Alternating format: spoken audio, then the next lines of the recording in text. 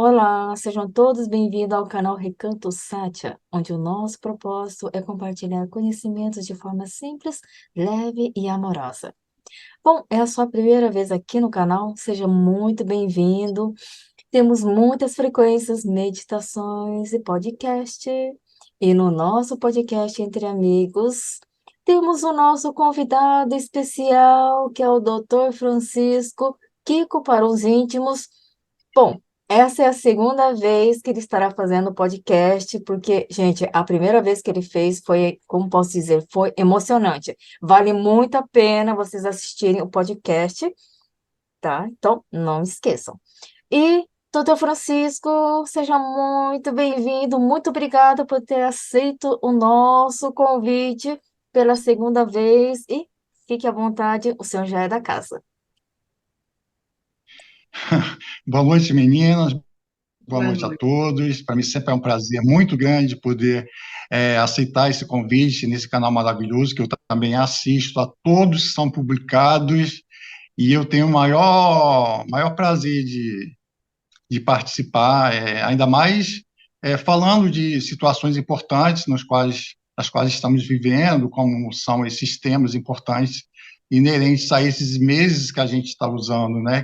Que estamos partindo e já partimos de um, que é o Outubro Rosa, e vamos agora, já estamos inseridos no Novembro Azul. Exatamente.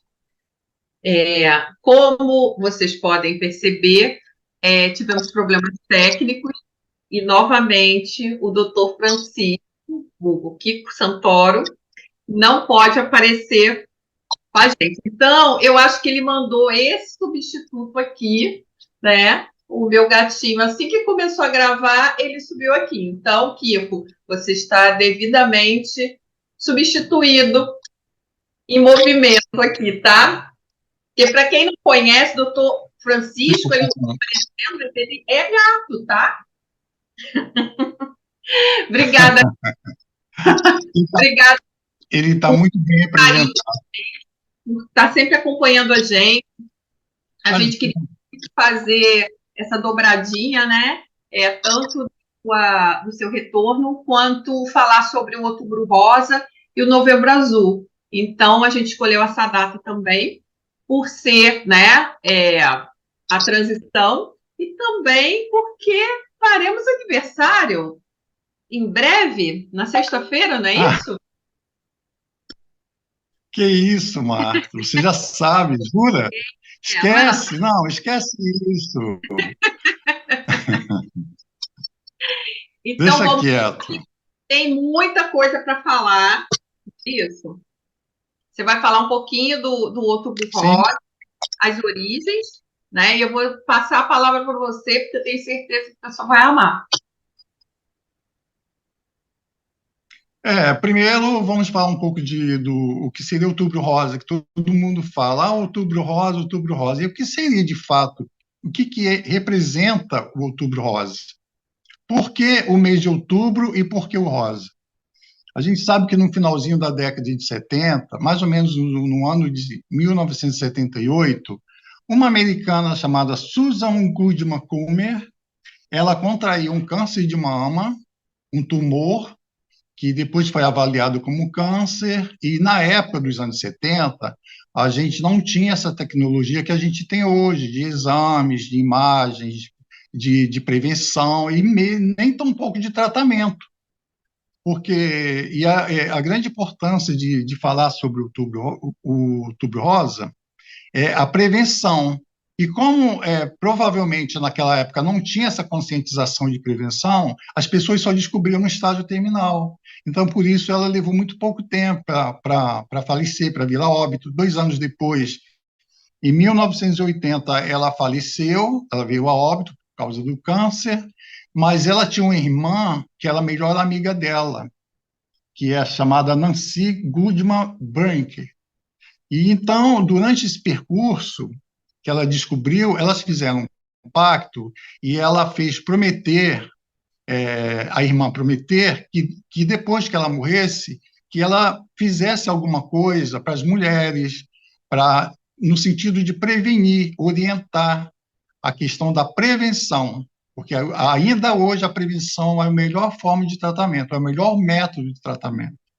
E com o óbito dela, elas fundaram, a irmã, a Nancy, a Nancy Goodman, né, ela lançou, inclusive, uma fundação com o nome dela, chamada Fundação Susan G. Goodman Forte de Cure, que em Nova York, isso, né? E promoveu, no ano de 1990, a primeira corrida. E essa corrida teve como objetivo principal essa questão de conscientizar as mulheres a procurarem médicos para poder fazer esse exame clínico da mama, principalmente. E foi uma aceitação geral, foi a primeira corrida em 1990, como eu falei, teve muita aderência. Em 2002, no Brasil, isso iniciou-se esse processo no Brasil, onde o mausoléu do soldado, chamado Obelisco do Ibirapuera, ele foi iluminado, e principalmente mantendo a cor rosa. E em 2008, o movimento ganhou força, se estendendo para todo o Brasil, essa questão da conscientização dos monumentos. As instituições, elas promovem através da iluminação rosa, para alertar. Então, todos já sabemos que aquele mês de outubro vai ter, em alguns pontos, inclusive na Glória teve, no Outeiro da Glória, o Cristo Redentor também, em alguns momentos, coloca, e isso é disseminado e tomou força desde 2008, em várias capitais do Brasil, inclusive. E esse movimento conscientiza principalmente essa questão que eu te falei, a prevenção primária, ou seja, a prevenção para que a pessoa não venha adquirir um câncer de mama. Por isso que antigamente nessas campanhas publicitárias se falava muito do exame clínico da mama, que a mulher poderia fazer isso, inspeçando no banheiro, no banho, onde a pessoa poderia inspecionar através da palpação, né, do seio, que poderia ir até a axila, através da cadeia axilar, o supraclavicular, se constatasse algum tipo de tumor, ela procuraria o recurso médico, mas, dadas as circunstâncias de que algumas pessoas não têm esse conhecimento anatômico, elas achavam, às vezes, elas nem encontravam, na verdade. Às vezes achavam um carocinho de nada, que era insignificante, e quando procuravam recurso médico que fazia exame, já estava num período avançado. Então, esse, entre aspas, carocinho é uma coisa importante, porque é o início da formação de um tumor, que pode se tornar um tumor maligno. E aí, o tumor maligno ela possui características próprias, disseminação, metástase, e aí é um problema, né? Porque se você, mais uma vez falando, se você vê isso no início, você tem como acompanhar e fazer o estadiamento através da incisão, de biópsia, tem o rastreamento próprio para isso. Então, hoje em dia, a gente não valoriza muito essa questão dessa divulgação por conta desse desconhecimento anatômico que muitas pessoas têm e acabam passando despercebidos. Nossa, muito legal a explicação. E assim, na verdade, o nosso falar mais sobre o Novembro Azul, né? Mas assim, eu acho que todos esses dados que você trouxe, muito bem resumido, inclusive, porque foi bem massivo, né, esse assunto ao longo dos anos, né? Eu acho que no caso do Novembro Azul, ele é um pouco mais envolve um pouco mais preconceito, né?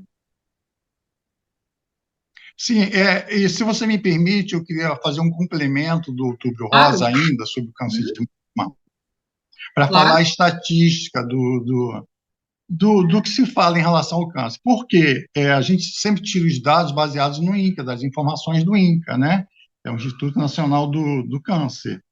Então, a última divulgação descreve que todo ano, mais ou menos, cerca de 25% de novos casos acontecem no Brasil e 29% dos casos acontecem no mundo inteiro.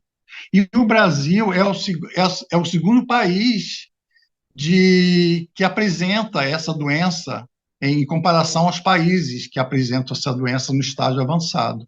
Mas ao nosso favor, em relação à letalidade, ele perde para outros países, como Estados Unidos, França. Então, ele tem novos casos, mas e talvez pelo fato da conscientização, desse mecanismo da gente observar, de estar divulgando, esse percentual de letalidade é muito pequeno em relação aos novos casos. E porque existe um rastreamento que, por exemplo, se você tem o exame clínico da mama e faz mamografia anualmente, você tem menos chances de você adquirir, correto? Porque você está em dia com aquele exame. As mulheres que têm abaixo de 35 anos, eles precisam fazer a ultrassonografia, o exame clínico da mama, quando não tem risco elevado. As pacientes de 40 e 49 anos, se tiver um exame clínico da mama alterado, normalmente se faz a mamografia e o exame clínico da mama anualmente. E, por último, aquelas de 50 a 69 anos, em que o exame clínico da mama está normal, então se faz o exame clínico da mama normalmente, anualmente, e a mamografia de 2 em 2 anos. E para fechar aqui, o mais importante, apesar de da gente não poder deixar disso e não encarar apenas como um lado positivo, mas eu acho que a consequência que tem desse lado positivo é que 95% das mulheres que contraem câncer de mama, elas são curadas, se vistas no início, se tratadas no início. Por isso a importância da gente divulgar, orientar sobre a importância de ir ao médico periodicamente, fazer esses exames. E aí a gente fecha isso bem com uma informação precisa, né, sobre a importância de rastreamento do câncer de mama. Eu acho que, assim, até o ano 2000, a pessoa que tinha qualquer tipo de câncer já era um decreto de morte, né? E na minha família, por câncer, e a minha mãe, ela teve um câncer em 2004, e ela ficou curada. Então, à primeira vista, foi um impacto muito grande, porque todos tinham morrido de câncer, né? E ela foi a primeira pessoa da família que foi curada. Então, eu acho que hoje em dia é muito mais, entre aspas, tranquilo, né? Porque existe um índice muito grande de cura, né? Se Sim, depender 95% de cura, se você for se for observado no início. Agora, o problema é que se esse caso já se percorre por muito tempo, já se torna crônico, às vezes você fica curado do câncer de mama, mas aí as metástases, por elas, fazem tumores a longa distância, que invadem o estroma, e aí fazem as chamadas metástases. Às vezes a pessoa não tem óbito, de acordo com aquele câncer primário, mas aí desenvolve um outro câncer, muitas vezes pulmonar, por exemplo, aí já vi casos que falam assim, mas fulano nunca fumou, mas às vezes é uma metástase provocado por um tipo de câncer que teve cura. Mas isso é importante também a gente entender que existe o câncer primário e o secundário, que são em decorrência das metástases.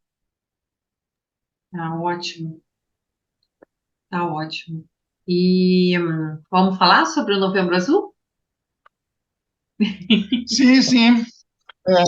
Vamos falar, sim. Temido, Eu estava observando que alguns... Oi? o tão temido Novembro Azul.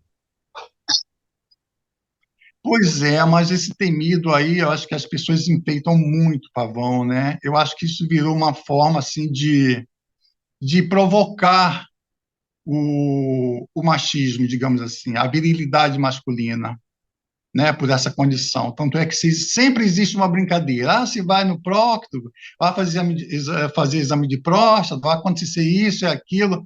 E, na verdade, não é bem assim. Os métodos modernos, eles não preconizam, a princípio, você ir ao médico e você fazer toque retal. Pelo contrário, o toque retal sempre fica na retaguarda. Então, primeiro, o que você tem que fazer? ir ao médico periodicamente, uma vez ao ano, estar em dia com o PSA. Tem 2 exames que são feitos anualmente, que é o PSA total e o PSA livre, tá? Em que existe um valor de referência para cada um. E não querendo me aprofundar aqui, porque existem terminologias técnicas que a pessoa não vai entender, mas o importante entender disso tudo é que, no primeiro instante que você for ao médico, ele vai te pedir um exame, que é o exame coletado no sangue, é o exame bioquímico, que vai te dar um resultado. Por exemplo, o resultado normal é inferior a 2,50 nanograma por mililitro, né? Se ele tem acima desse valor, dependendo da idade dele, ele está com câncer? Não, ele está alterado, mas isso precisa ser investigado. E qual outro parâmetro que a gente utiliza? É a relação PSA total e PSA livre. Se você tem uma margem de mais de 25% entre um e outro, você pode ficar tranquilo que você não tem o chamado câncer, não tem predestinação no momento a desenvolver, porque as características são de benignidade. Agora, se você tem 15% até 20% de diferença, ou quanto menor for a relação PSA total e PSA livre, maior chance tem de desenvolver o câncer. Agora, se você tem o PSA elevado e essa relação acima de 25%, significa que você está com a próstata aumentada, pode ter uma HP, uns falam HPB, outros falam HBP. O fato é que é uma hiperplasia de próstata benigna, com características de benignidade. E hiperplasia é aquele negócio, é uma displasia, né? O aumento de célula de forma desordenada, porém mantendo as características de benignidade. Uma hiperplasia não significa que seja câncer. Você vai só aumentar o volume do órgão, que no caso é a próstata. Aí vai ter alguns impedimentos, vai ter alguns sintomas, como, por exemplo, pode falar aqui os sintomas mais comuns, que são principalmente o desconforto, principalmente à noite, a nictúria, que é você ir várias vezes ao banheiro à noite para urinar, a sensação da bexiga estar sempre cheia, você acaba de urinar, aí você volta a dormir, a impressão de que a bexiga está cheia, e você volta porque há uma retenção, há um refluxo. A próstata aumentada, ele impede que a urina saia completamente pela uretra, e aí ela vai reter um pouco de líquido, tá? E às vezes essa retenção vai gerar um processo de inflamação, chamado prostatite. Mas não necessariamente o volume aumentado da próstata significa que é um câncer.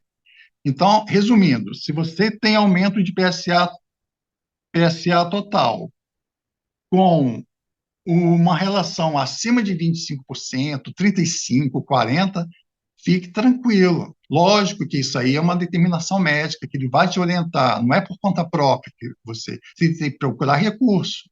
Mas, a princípio, você pode ficar tranquila, porque não tem características de malignidade. E aí, conforme eu falei, quanto menor essa relação PSA total, PSA livre, quanto menor for, maior chance de ter malignidade. E aí, quem pode determinar isso? Se vai o urologista, com teu exame bioquímico, ele vai pedir uma ultrassonografia suprapélvica, tá? Não é invasivo. Se ele constatar que tem um aumento de próstata, e aí o PSA está elevado, e essa relação está em desacordo, aí ele vai te dar o toque retal.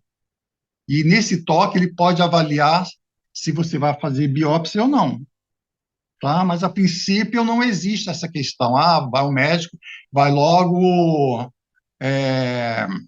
receber, desculpa a expressão, dedada, como eles falam. A princípio, não tem isso mais. A gente já desenvolveu um parâmetro mais elevado em que o médico não perde tempo e o paciente, por sua vez, não necessita ficar com tanto medo assim, o que significa um terror para os homens depois dos 40 anos, né? Eu acho que dessa forma fica muito mais tranquilo, né? De certa forma, esse acompanhamento, né?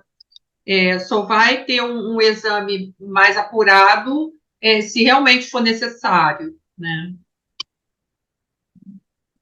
Sim, porque o câncer de próstata, embora seja um adenocarcinoma, o tecido que envolve a próstata são tecidos glandulares de produção, e toda glândula, todo carcinoma, digamos assim, oriundos da glândula, elas têm uma produção mais rápida, elas têm um desenvolvimento mais rápido, tá? Então, quanto mais cedo você detectar, melhor. Mas não é dessa forma que se imagina, como era antigamente, que vai ao médico, o médico já faz o toque retal, já fica em posição tal. Não é isso. Tudo é feito com muito cuidado, com muita cautela, com muito respeito, com muita serenidade. E não dessa forma indiscriminada como as pessoas imaginam. Não é lenda, né? Sim, é uma lenda que se tornou um mito, né? O fato é esse. Eu acho muito importante, assim, esse esclarecimento, porque, assim, a gente escuta, e eu desde sempre escutei, né, esse temor dos homens em relação a esse tipo de exame, né? E a gente estava até conversando antes em relação a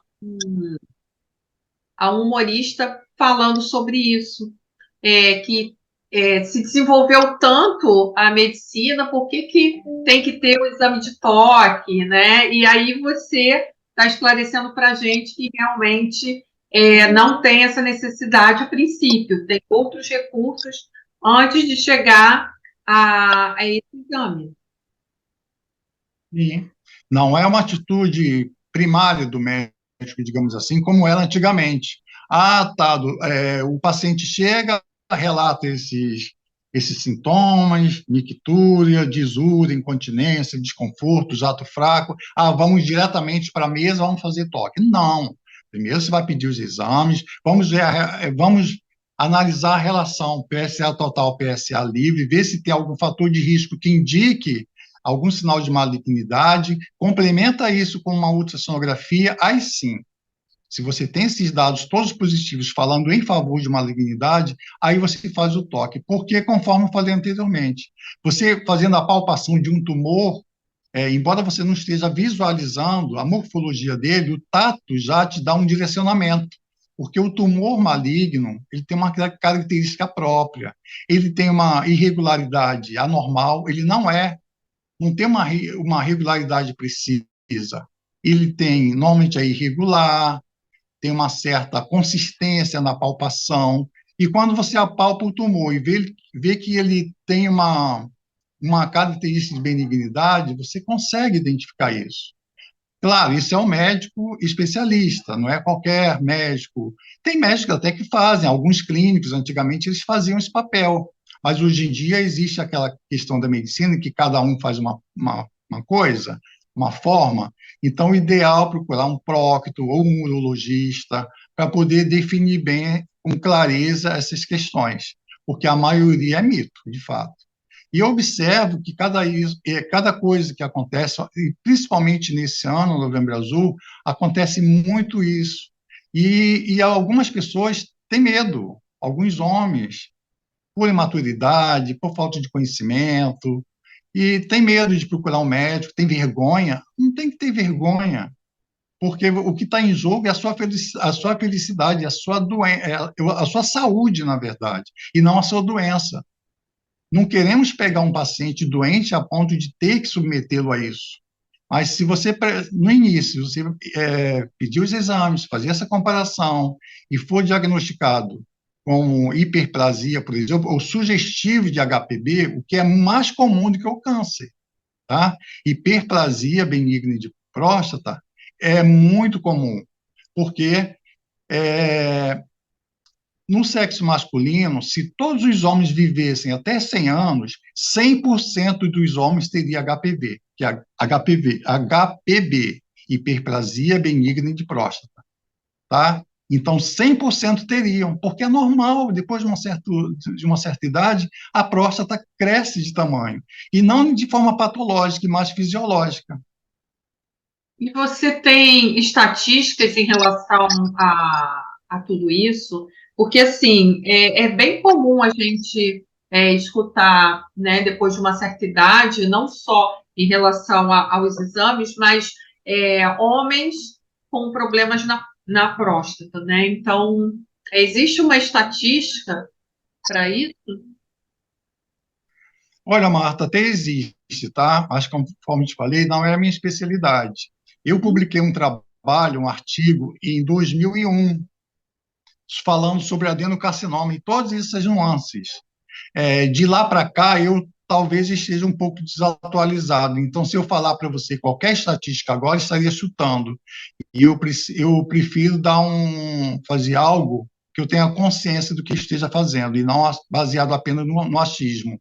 Então, não vou me arriscar em fornecer estatística, porque eu não tenho acompanhado de perto. Tá? Que o meu problema é mais câncer de mama, câncer de colo de útero, tá? Então, eu não me arriscaria em divulgar algo que eu não tenha certeza. Claro. Não, mas imagino que tenha crescido Mas eu muito te garanto. por conta da intensa campanha, né, de usar cá, né? Sim, o que se sabe na urologia é que é muito mais comum você ter um quadro de HPB, que é a hiperplasia de próstata benigna, é muito mais comum do que ter um câncer de próstata. Isso é importante frisar bastante, tá? Porque muitos acham que a próstata está aumentado, aí já começa. Claro, existem algumas nuances que são mais preocupantes. Quando o médico observa que o paciente relata, é, por exemplo, tem um quadro de hematúria, né? Sangue na urina. Então, já acende o sinalzinho alerta para o médico para ele pedir aqueles exames o mais rápido possível para descartar um adenocarcinoma. Mas a maioria dos casos também existem aqueles casos que eu acabei de confirmar, que às vezes não são provocados por um câncer de próstata. Às vezes é um cálculo renal que está impactado, né? Que às vezes forma um trauma no canal uretral, e aí o paciente, a fazer a micção, aquele sangue, obviamente, sai um pouco, né? E ele fica apavorado, achando que tem câncer. Às vezes é um problema renal, e não necessariamente um problema de próstata. Então, existem essas possibilidades que a gente precisa estar atento e não ficar com medo de buscar o diagnóstico preciso. Porque eu conheço pessoas que têm medo de procurar. O chamado procura e não acha, sabe? E aí fica, mas eu já tenho uma certa idade e tudo que depois de uma certa idade a gente sempre vai achar alguma coisa, mas eu acho que o sofrimento é pior quando você não sabe, porque se você pega um estágio inicial, seja qualquer tipo de câncer, a chance de cura é bem melhor e evita o sofrimento daquele paciente, né? E Vai uma. desde da retirada da próstata. Oi? Não, não, pode concluir, depois A eu pergunto. prostectomia pode ser radical ou superficial. Porque dependendo do que vai ser feito, pode ser uma prostectomia total ou superficial, depende muito desse tumor, né, que se apresenta. Existe o tumor benigno, maligno, se ele tiver um avanço muito forte, ele pode provocar metástase, e essa metástase até de forma rápida, porque, como eu disse anteriormente, qualquer tumor que tem origem glandular, ele dissipa de forma mais rápida do que o do tecido escamoso, né, que é o tecido de revestimento, como é um carcinoma, por exemplo. O carcinoma ele tem uma probabilidade de desenvolver de forma mais lenta. Agora, um adenocarcinoma, você está falando de tumores relacionados a tumores glandulares, produtores. Então, esses tumores, normalmente, aí eu estou falando de adenocarcinoma, que é o tumor maligno, eles têm uma predisposição de crescer de forma mais rápida. E, obviamente, formar metástase, né? Sim. Então, quanto mais cedo se tratar, melhor. E essa questão do medo, da vergonha, no século XXI não existe mais, porque o profissional de saúde ele está acostumado com isso. A pessoa não tem que se preocupar em ter que ficar de uma posição tal e o médico vai fazer. Não, somos todos profissionais, o médico que faz isso, que realiza. esse serviço, ele tem uma capacidade muito grande, não só profissional, como também emocional para lidar com esse tipo de problema. Ele precisa acolher o paciente, entender o estado emocional dele, e não vai ser feito de qualquer forma. O que eu ia te perguntar é, a recomendação é a partir dos 40 ou 45? Sim, existem literaturas que falam a partir dos 45, outros falam a partir de 50, outros de 40. Vai depender muito do histórico do paciente. Suponhamos, o paciente que tem 40 anos, que tem um histórico de alguém na família que morreu com câncer ou qualquer tipo, mas principalmente de próstata, você tem um fator genético mais acentuado, então você precisa se cuidar de forma mais cedo. Então, nesse caso, é recomendado após os 40 anos, Uhum. tá? Antes se falava 45, hoje está se reduzindo mais esse período, ele está se estendendo mais. Então, o ideal mesmo, atualmente, é a partir dos 40. Uhum. Não que vai fazer toque retal em todos os casos, mas que os homens comecem a se cuidar, fazendo esses exames preventivos a partir dos 40. E eu ia te perguntar, eu imaginei que era 40, 45 anos, mas é comum os homens terem problema antes dos 40? Você pode ter problema do 40, antes dos 40, sim, é um pouco raro. A gente se comparar o câncer de mama, por exemplo, o câncer de mama é relativamente baixo com pacientes abaixo de 35 anos, mas não é impossível, vai depender do histórico dela, né? Vai depender da situação genética dela. Da mesma forma que o homem. Tem homem que desenvolve de forma rápida, premeditada, digamos assim, precavida. Se você não precaver aquilo, você tende a adquirir isso com mais rapidez. Uhum. Então, prematuramente, essa é a palavra certa. Você pode adquirir de forma prematura, desde que você tenha um histórico que vai te favorecer você desenvolver um câncer de próstata ou qualquer outro tipo de câncer. Mas se você já tem um histórico disso, então é melhor se prevenir a partir dos 40 anos. E tem alguns casos, sim, de 40 anos. Uhum. Normalmente, repito, os problemas de próstata são mais relacionados à hiperplasia, volume aumentado de próstata, que pode ocorrer acima dos 40, que é a mais comum, tá? Mas não descartamos essa possibilidade. Então, o que acontece? Por exemplo, o que se preconiza?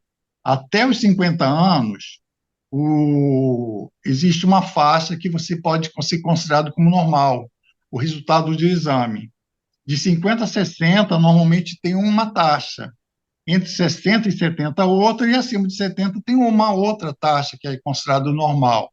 Mas o fato de começar nos 50 não significa que o paciente vai esperar até 50 anos para ele começar já a procurar esse diagnóstico. Pode ser um diagnóstico prematuro, né? Da mesma forma que existe enarca prematuro, enopausa prematura, existe também, infelizmente, existe também os problemas patológicos, seja câncer ou qualquer outra doença patológica que pode iniciar de forma prematura e não dentro daquela estatística. Eu, por exemplo, na minha rotina de trabalho, a estatística do governo se preconiza para coletar, por exemplo, aí eu estou falando de outro exame, de rastreamento do colo de útero.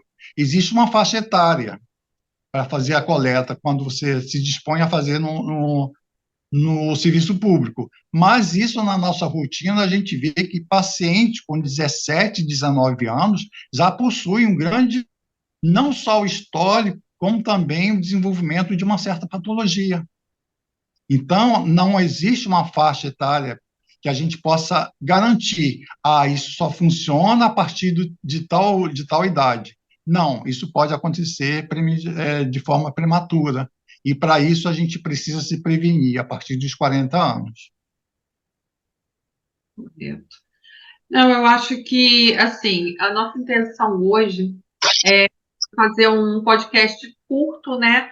Porque a gente percebe que as pessoas querem algo assim, muito objetivo, e eu acho que você foi super objetivo, claro, direto nas suas explicações, eu achei maravilhoso, assim.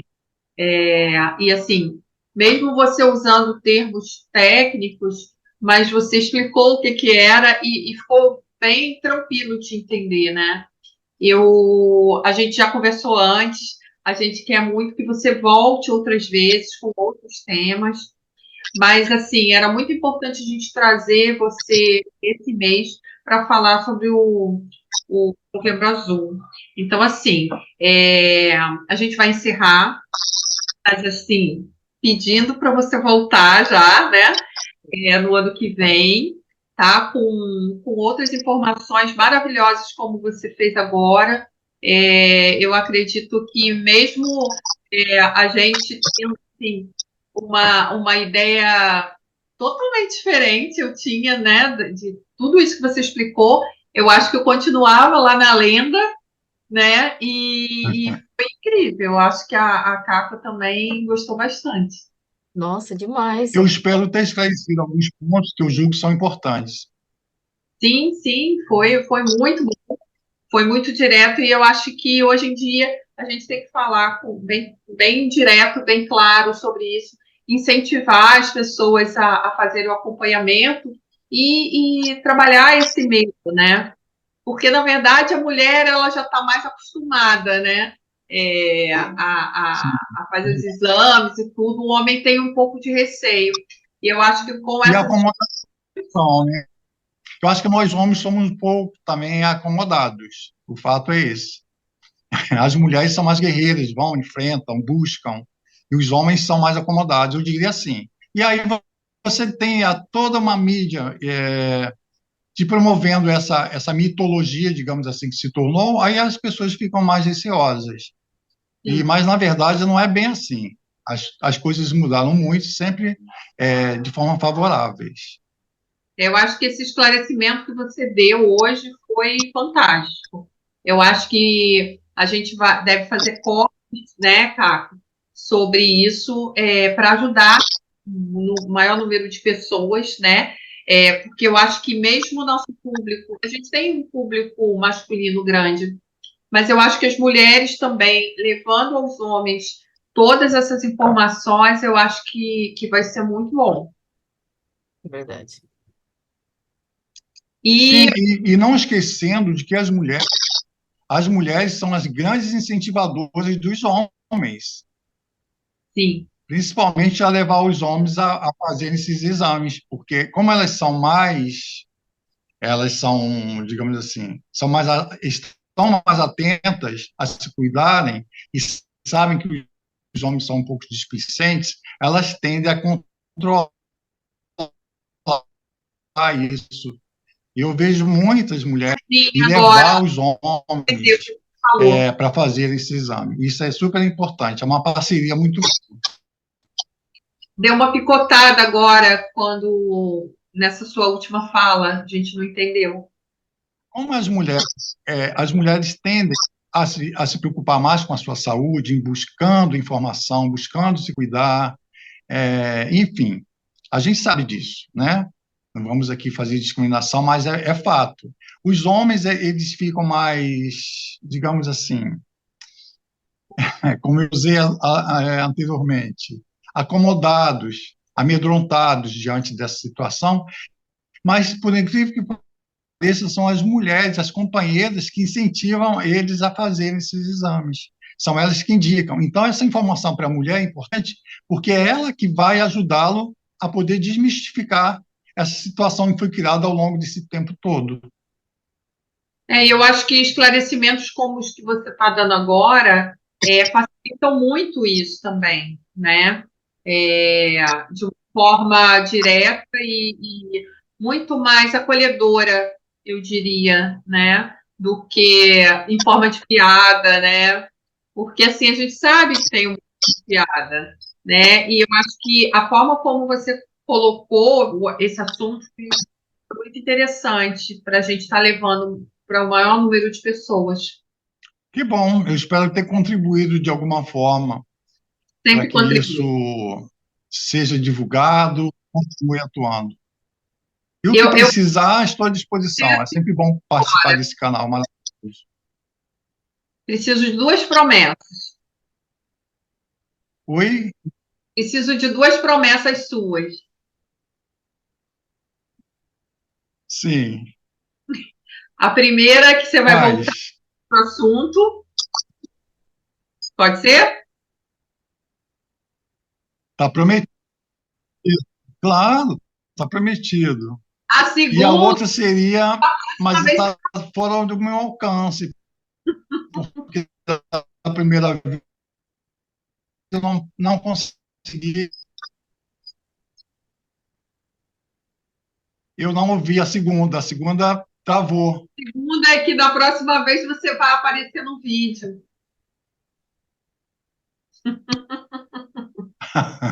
Mas essa promessa eu fiz desde a primeira vez, né?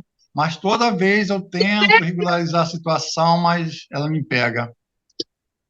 Pois é, mas a gente precisa fazer isso 2024. individualmente para.